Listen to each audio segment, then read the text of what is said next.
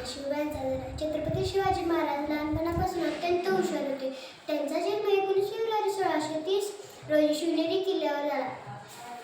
त्यांच्या वडिलांचे नाव शहाजीराजे भोसले व आईचे नाव जिजाबाई असे होते.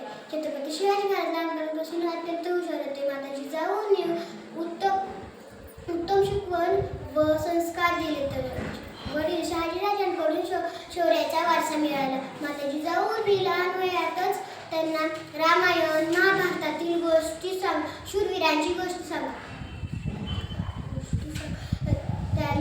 त्यांनी स्वराज्याचे स्वप्न शिवरायांच्या